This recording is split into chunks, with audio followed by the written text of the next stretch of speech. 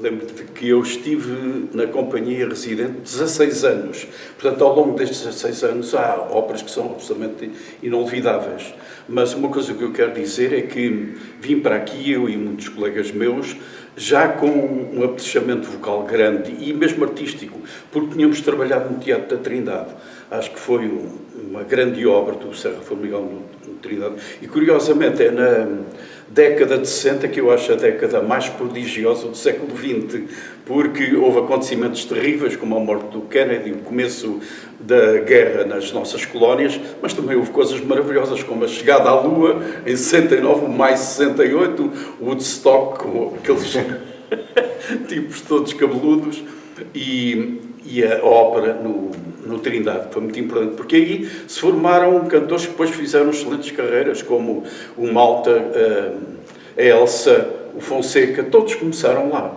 E eu próprio também fiz o Barbeiro de Sevilha, primeiro, e a Canção de Amor, era uma opereta com música de Schubert, que é um autor que eu adoro, um gênio da música, e depois a Traviata em 64. A partir daí, depois, continuo a fazer óperas, e depois, quando vim para aqui, fiz também outras. Uma delas, até que eu ponho na minha biografia, é o Wozzeck. Como se sabe, é uma ópera muito importante das óperas modernas. Primeiro fiz um papelito pequeno na estreia com o Pedro Freitas Branco a dirigir, ainda era um soldado, e depois fiz o tenor principal, o Andrés, que já foi um papel muito importante e muito difícil, mas tive essa honra e foi feito aqui, no São Carlos. Isso leva-nos a outra questão que eu te coloco desde já, porque falaste em Pedro de Freitas Branco, é uma figura incontornável da nossa realidade musical. Não há dúvida. Mas tu foste para além disso, porque tu foste criador mundial de obras de alguns dos nossos mais importantes compositores. Isso é verdade. Quando um estudante de História da Música daqui a 5 séculos for ver o século XX, o teu nome é incontornável, porque... Obrigado. Eu gostava que tu nos falasses aqui, pelo menos desvendasses um pouco do que foi esse teu maravilhoso encontro com o Lopes Graça. Foi maravilhoso, de facto, posso dizê-lo, porque, embora muita gente o achasse ácido, duro, não era nada. Era até um indivíduo muito acessível. Era preciso conhecê-lo e estar com ele. E ele gostar das pessoas. Não era um relacionamento fácil. Eu contei isso já várias vezes, mas não quero mais, porque é um encontro que me marcou profundamente.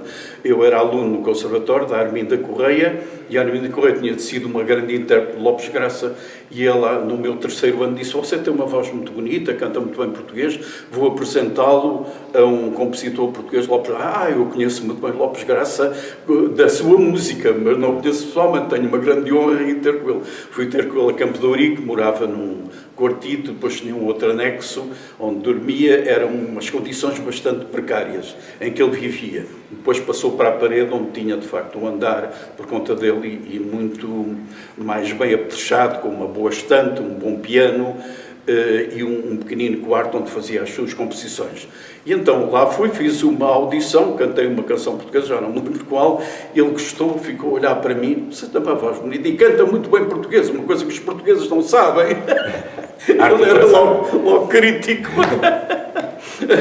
Eu, muito obrigado, eu estava envergonhadíssimo, mas fiquei muito satisfeito e disse: você estaria disposto a cantar um ciclo meu? Então não estou, isso é uma maravilha para mim.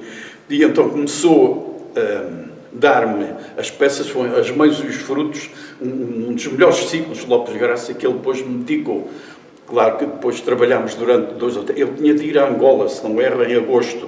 Depois, quando voltou, em setembro, outubro, novembro, trabalhámos afincadamente, até que em 19 de dezembro fomos ao Porto fazer a estreia. Isso foi uma coisa fantástica. E abriu-me depois a carreira, porque foi por causa disso, de eu começar a fazer concertos, que depois obtive uma bolsa da Gulbenkian e fui estudar para a Itália e trabalhei mais no campo da ópera, com a Castellani, que tinha estado aqui a fazer a Aida, e o Babbiani, que também veio a Portugal fazer o Elixir de Amor, e depois estudei com o Gino Becchi em Florença, e aqui no São Carlos também tivemos esse prazer de ter aqui. É muito interessante esse entrosamento que havia entre os grandes astros Pecci, Castellani, estamos a falar dos grandes cantores italianos, cantavam no Scala, em toda a parte, Claro. e essa junção com os cantores portugueses, porque houve mesmo, não houve? Houve. Tu queres-nos contar um pouco essa E experiência? devo dizer-te uma coisa, quando a gente cantava só com cantores portugueses, claro que eu dei sempre o meu melhor. Podíamos, aquilo que era possível. Mas quando cantava com o Krauss, com uma Mara de Zampieri, com uma Savova, que fez aqui uma Turandot excepcional, claro que a gente não dava 100%, dava 150%. Queríamos superar-nos para chegar ao nível desses gigantes da ópera, que eram absolutamente extraordinários. Não posso esquecer do Capo de Chile a fazer o Trovador, uma das vozes mais belas, maiores que eu tenho ouvido, barito, e eu fiz isso com ele, entrava em cena, eu achava-me aquilo um pico meu, mas de qualquer modo sentia-me muito honrado de entrar como gigante no palco. E tal como com o Krauss, cantei um papel do Flávio na Favorita, e ele depois cantava aquela área linda, o Spirito Gentile, eu ficava maravilhado a ouvi-lo.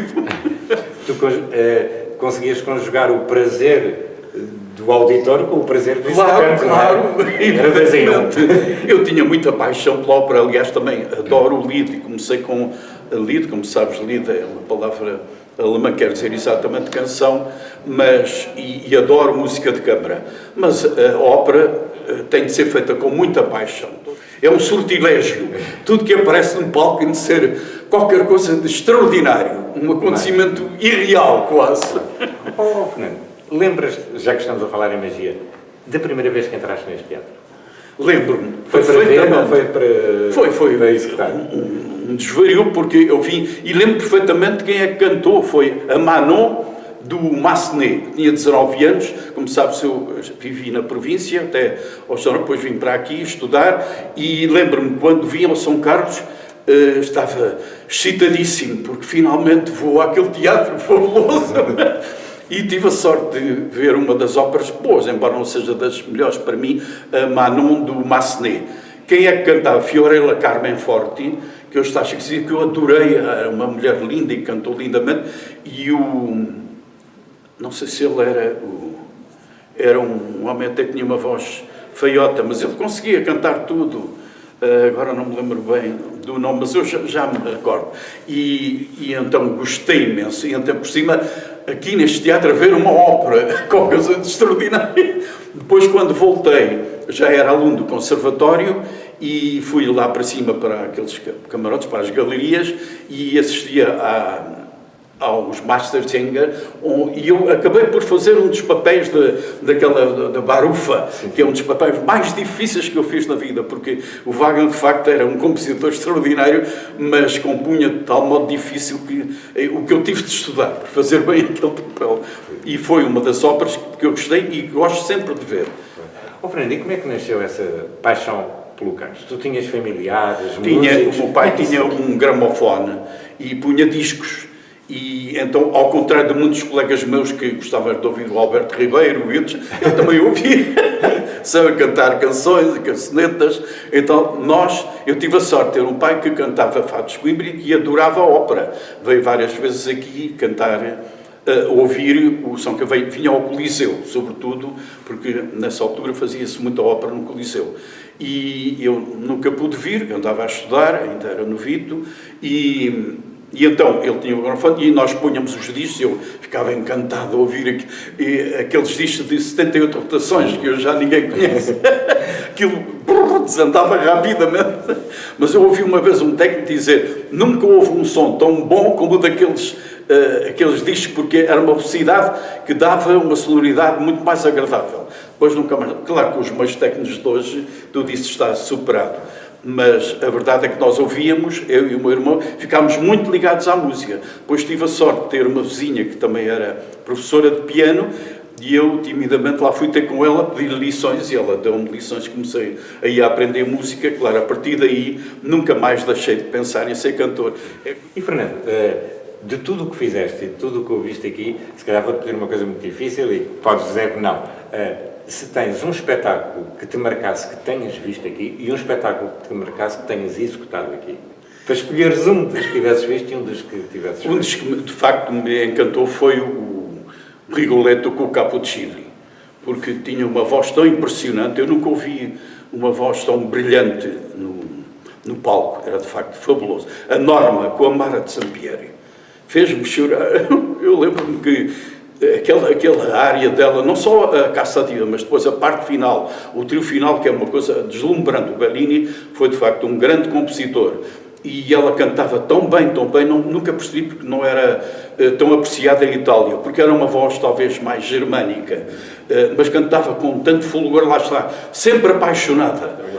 E espetáculos que eu tenha feito e de que tenha gostado muito, falaste há pouco, foram as óperas portuguesas e a Flauta Mágica.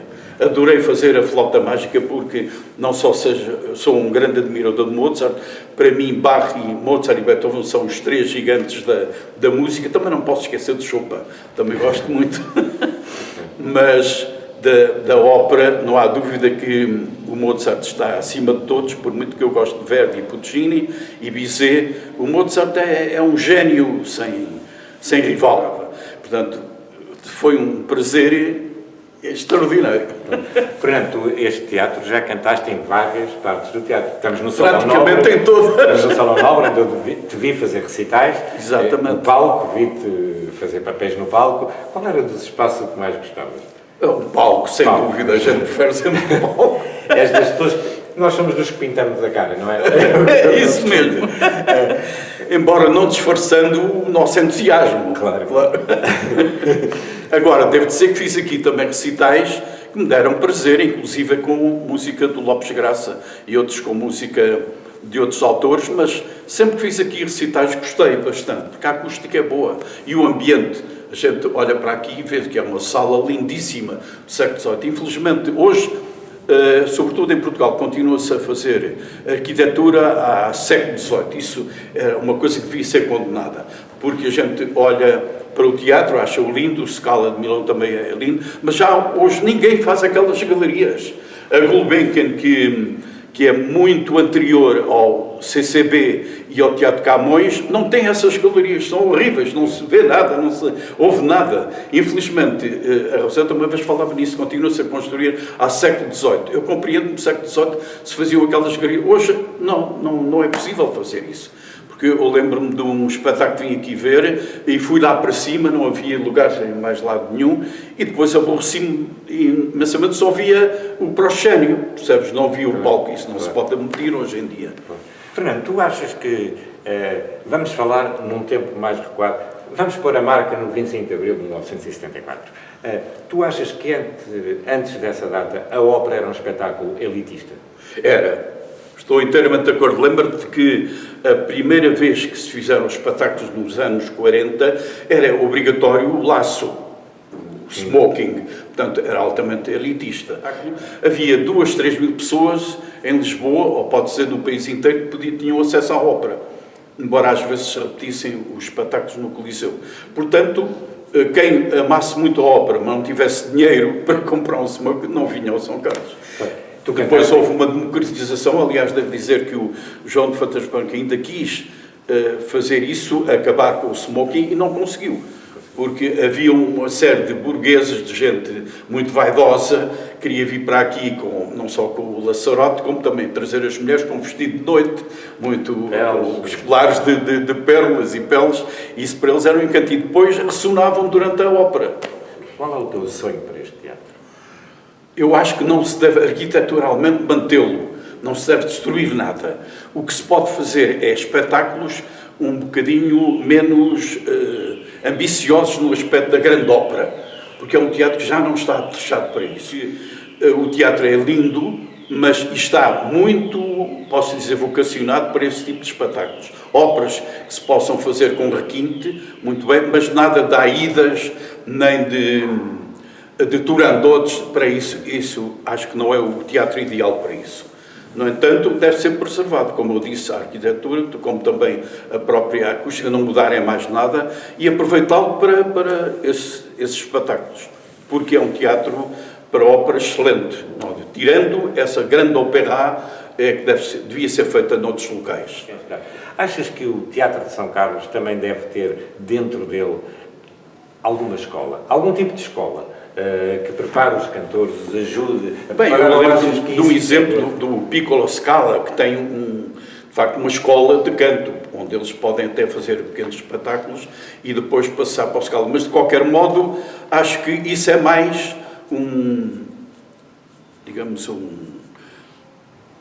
uma valência dos conservatórios, das escolas. Não tanto aqui, porque é que não se há de ensinar ópera no conservatório, ou numa escola qualquer, porque não é preciso estar ligado ao teatro. O teatro depois pode dar oportunidade a um cantor que se revelou que tem uma boa escola e canta bem, vir aqui fazer um espetáculo. Infelizmente não há o Trindade, onde se poderia começar, onde todos nós começámos, e depois os que cantavam melhor eram aproveitados para vir aqui. Isso é que eu acho que se podia fazer, mas também não temos esse teatro. Não seria um teatro de segunda, um teatro para principiantes. Fernando, e agora se eu te propusesse uma viagem no tempo, quem é que irias falar? Iria a Nova Iorque ouvir o Caruso. Não és meigo. Eu, um metropolitano, antigo metropolitano, ouvir o Caruso, que é das vozes mais lindas que eu conheci. Infelizmente só podemos ouvir através dos discos, mas é uma voz de uma tal beleza que eu ia ouvi-lo fazer a Tosca, por exemplo, que ele cantou aqui em 1903. Pois ele veio cá. Veio cá em 1903 e cantou a Tosca. Infelizmente não sou tão velho para poder ouvir, mas ia a Nova Iorque em 1905 ouvi-lo. Isso não tenho qualquer dúvida. E aqui houve alguma personalidade, de todas as centenas de personalidades com quem tu lidaste aqui, que te tivesse marcado especialmente? Entre os cantores... Cantores, maestros, tens falado de nomes, Pedro de Freitas Branco, uma pessoa que trabalhou com Ravel, etc. Portanto, estás ao mais alto nível da história da música. Portanto, marcou-me, sem dúvida, o Pedro de Freitas Branco. Fazer aquele trabalho, embora tenha sido um papel pequeno da Vodka, com ele, emocionou-me muito. E depois, infelizmente, não me dirigia muito. Houve outros mestres, alguns italianos, que também me marcaram bastante. Um deles foi o Franco Ferraris, com quem fizemos a Turandot, que era um mestre excelente. Agora, personalidades, sobretudo em relação aos compositores, eu tenho pena até que o Lopes Graça não tenha escrito uma ópera, porque talvez não fosse também o melhor dele escrever para a ópera, mas era uma personalidade tão forte, esse marcou-me muito como músico, mas tenho pena que não tenha feito uma ópera em que eu pudesse entrar, cantar.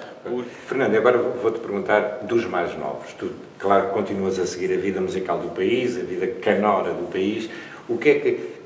vou-te pedir, não um conselho, porque isso é um conselho para os mais novos, é uma coisa que não é, mas que nos fales dos cantores portugueses que vês surgir, porque felizmente estão a surgir muitos, etc. Sim, fala-nos da nova geração. Exatamente, olha, a Dora Rodrigues, que eu gosto muito de ouvir, e ainda no outro dia assisti a uma gravação com uma rapariga, que é a Susana, cantou umas peças exatamente Lopes Graça, tem uma excelente voz. Há aquela rapariga do Porto que canta linda, Ana Maria Pinto, que é também uma excelente cantora, podia fazer mais carreira. Uma coisa que eu devo dizer dos jovens cantores, não têm grandes oportunidades. Isso é que é pena. Havia mais oportunidades no meu tempo, digamos assim. Dizer isso. Exato, porque tínhamos o Trindade, onde se cantava muito mais, porque Ana Maria Pinto, quando é que tu ouviste? Ouviste na Gulbenkian, nem sei se cantou aqui, cantou no Porto, e pouco mais faz, porque não dão muitas oportunidades. Infelizmente, os cantores portugueses, que de antes colitavam aos estrangeiros, hoje isso está um bocadinho apartado. E é pena porque têm tantas qualidades como os estrangeiros. Eu estudava sempre dois papéis. De maneira que, antes de entrar, mesmo assim, estava nervosíssimo. Meu Deus, será que eu vou cantar bem? Será que sei o papel? Eu não me lembro de nada, aquele pânico. Mas uma vez metes o pé no palco, pronto. Entras noutro mundo e cantas tudo como deves cantar. E era isso que eu também te queria perguntar, Fernando. Achas que é diferente a relação que estabelecemos com os nossos colegas? Ser colega de alguém num escritório tem que ser forçosamente diferente do que ser colega de uma pessoa. Completamente diferente. Era isso que eu queria... Até porque há o divismo. Felizmente em Portugal não há muita sentido, porque também não há aquelas vedetas grandes que há em Itália ou mesmo em França. Agora, não há. Portanto, nós entendíamos muito bem. Tirando um exemplo de um indivíduo que era padre, depois se tornou cantor, não cito quem era, esse foi um péssimo colega.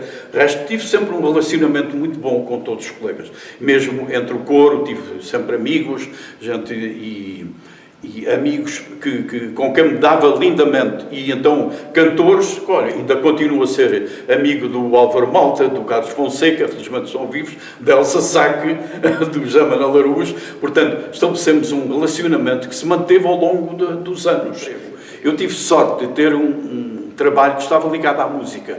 Fui assistente coordenador de programas na rádio e tinha de fazer programas, muitas vezes de música, e isso dava-me muito prazer, porque há muitos que tiveram de fazer de estabelecer contactos com outros empregos que não tinham nada a ver com a carreira. E no outro dia o Carlos Fonseca disse, trabalhou na fosforeira, o que é que os fósforos têm a ver com a carreira? Talvez acender um fósforo dá chama. Mas, infelizmente, não tem nada a ver com o canto. O Malta foi médico, mas conseguiu conciliar. Hoje talvez não conseguisse, porque hoje há uma exigência no palco e nos ensaios que não permitiria ter outra profissão acoplada àquela. Agora, eu tive a sorte de ter também esse emprego, não só ligado a mim, como também era em rotação. Portanto, não era um emprego das 9 ao meio-dia, das 2 às 5. Trabalhava às vezes à noite, outras vezes de madrugada, outras vezes só de manhã. Portanto, tinha muitas horas livres em que podia estudar e vir fazer ensaios. Mas ainda estive assim uns 10 anos a trabalhar na rádio, a ganhar o dinheiro que me sustentou e depois vinha fazer espetáculos ao Trindade e aqui. Acontece também muito no estrangeiro, porque tu não podes começar uma carreira logo a ganhar mundos e fundos. Não é possível. Tens de demonstrar que és bom e que mereces o dinheiro que ganhas. E em relação então ao 25 de Abril, às mudanças? Eu acho que eu, aliás, sou um homem de esquerda, não tenho qualquer problema de dizer, foi uma coisa maravilhosa. Fui para a rua também dar gritos e tal, porque fui sempre contra o fascismo, não só porque permitiu o tal elitismo que eu sempre condenei. Acho que o sol, quando nasce, é para todos, uma coisa velha, mas que é a perfeita verdade, que eu sempre defendi. Portanto, toda a gente tem direito ao trabalho e a gozar. O luxo, o Brecht dizia uma coisa muito engraçada: o teatro custará muito, será um luxo, mas todos nós temos direito a esse luxo.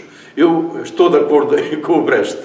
Portanto, o 25 de Abril foi algo extraordinário. E não era só por causa desse elitismo, também porque havia a censura. A gente queria ler um livro que era de esquerda, lembro-me do Dinossauro Excelentíssimo, do Cardoso Pires, foi proibida, toda a gente na Sá da Costa a querer um exemplar.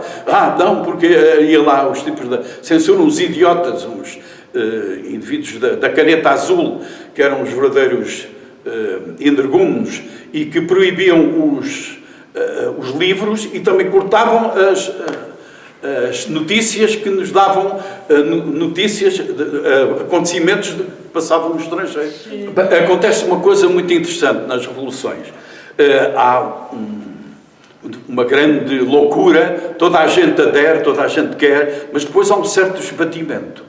Porque eu lembro-me que na altura fazia-se concertos por todo lado e os indivíduos do MFA iam para Trás-os-Montes, uma província que estava abandonada, fazer comícios e tentarem fazer também concertos, quer dizer, inundaram o país de acontecimentos. Mas depois, passado 2, 3 anos, as coisas vão se esbatendo, toda a gente queria vir à ópera, porque era um espetáculo que aqueles não estavam habituados a ver, portanto, vinham ver. Mas depois estabelece-se uma coisa interessante: a gente tem determinados interesses na vida.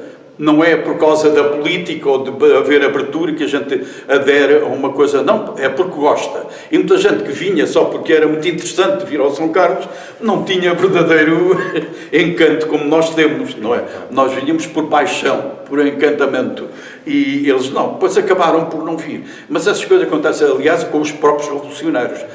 Fernando, tu também assististe aqui a um facto que nós de vez em quando lemos nos livros de história, etc., é que os teatros são também grandes palcos políticos. E tu participaste num acontecimento que foi no canto da Ocidental Praia. Foi, exatamente. Agora, eu lembro perfeitamente, no século XIX, o público partiu, a plateia toda, porque o Dom Pedro veio aqui depois de perdoar ao Dom Miguel.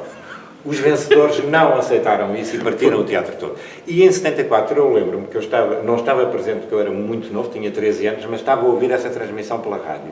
E lembro-me do pandemónio que foi. Foi. As pessoas de esquerda aplaudiram calorosamente e as pessoas de direita patearam. É verdade. Eu lembro perfeitamente de até se ouvir na rádio, eles não diziam, Mário Soares aplaude fervorosamente. Portanto, ele era uma atitude política. Era política, assistimos. E deve dizer, houve duas injustiças flagrantes. O PDA Melisande, uma ópera admirável, esteve com a plateia vazia. Ninguém queria, porque depois a malta de direita boicotou o espetáculo. Agora, a Astis-Randa cantou aqui a Sherazade e não havia ninguém, lembro-me da mulher do João de Freitas Branco, a dizer, venham para a plateia, não havia ninguém. Uma coisa tristíssima. Isso, lá está, foi um boicote da malta de direita. Portanto, o São Carlos dois espetáculos extraordinários. Ouvir este Randall aqui era um acontecimento em qualquer sítio do mundo. Ouvir o PDAS, tanto um como o outro, não tiveram o público que mereciam esses espetáculos. Portanto, fez política, infelizmente faz também, e às vezes é um bocado triste, e a cultura é que sofre. E uma questão, traduziu também algumas óperas, alguns libretos. Foi tradutor? Sim, traduzi. E devo dizer que me deu gosto por uma coisa, porque, para já, acho que algumas óperas menores, claro, como a Criada Patroa do Pergolesi, é um espetáculo singelo, pequenino, mas tem de ser percebido. E se cantar em italiano, as pessoas pensam que falam italiano, não é como o Jorge que fala bem italiano, ou eu. Muita gente não sabe italiano, não percebe tudo. E depois ainda traduzi o Morcego, tenho pena que nunca se tenha feito, porque é um espetáculo híbrido que é meio opereta, com muitas partes faladas, e aí impõe-se que seja na nossa língua, senão as pessoas não vão perceber. Ainda por cima alemão. Como é que foi a digressão na Rússia? Esteve na Rússia a cantar. Com Lopes Graça. Lopes Graça, sim. Como é que foi essa experiência? Com o Lopes Graça, eu posso estar aqui horas a falar sobre ele, mas a verdade é que todas as peças que eu fiz dele exigiam um grande trabalho. Ele primeiro trabalhava comigo ao piano, depois houve uma altura em que quis deixar de tocar, embora fosse um excelente pianista para trabalhar com o canto na música de câmara, tocava muitíssimo bem, porque lembro-me de uma frase de Geraldo Moura, disseram, você toca tão bem, Lide, porque eu não me limito a tocar, canto com o cantor, por isso é fantástico, aquelas gravações do Fischer Discal com ele são inolvidáveis. E o Lopes Graça era assim, cantava comigo, portanto dava-me um prazer enorme. Depois passei a fazer música com o Filipe de Sousa, que também era um excelente pianista, mas não era bem a mesma coisa. Como piano, o Filipe de Sousa até talvez tocasse mais, tinha mais técnica, mas não me dava o mesmo encanto do Lopes Graça. Cantar comigo era, de facto, maravilhoso. E tenho muita pena que nos últimos anos ele tenha deixado de fazer obras e eu não tenha trabalhado já com ele, porque fez-me falta. Foi um relacionamento que eu nunca mais esquecerei. Estou-lhe profundamente grato.